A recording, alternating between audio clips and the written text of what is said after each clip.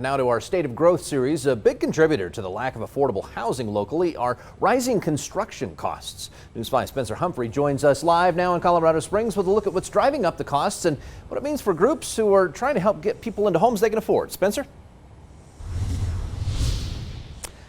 Yeah, well, Andy, the CEO of the Pikes Peak Habitat for Humanity branch tells me since she started here about 6 years ago, the cost to build a home has pretty much doubled, and part of that is actually happening right now, some of the biggest increases we're seeing this year, and you can thank at least part of that due to the effects of the pandemic.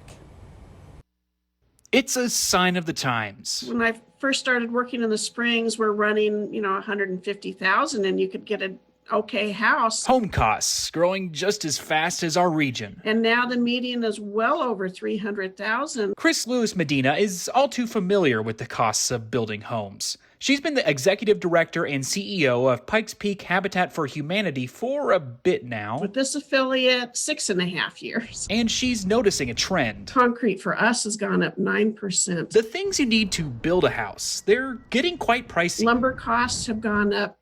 You're looking at 120 to 140% since September. Those lumber costs hiked nationwide after mill shutdowns due to COVID meant supply became pretty scarce. When I started here in the Springs, we had fully developed lots for like 28,000.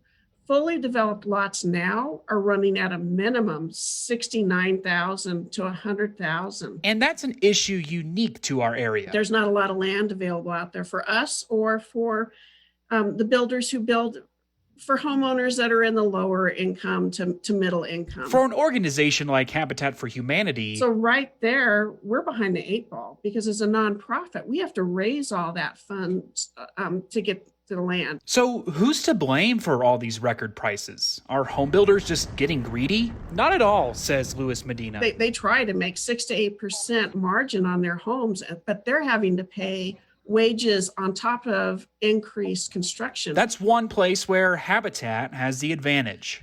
Our homes are built 95% through volunteer labor. Even still, things aren't as easy as they used to be. But maybe it's a sign of the times.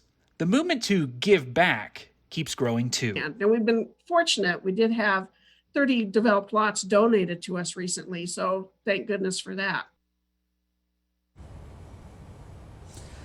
Now, she says despite all the challenges that keep arising, they've still been able to get plenty of deserving people into their homes for a low cost.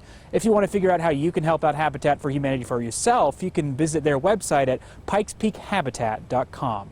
Always watching out for you, Colorado Springs. Spencer Humphrey, News 5.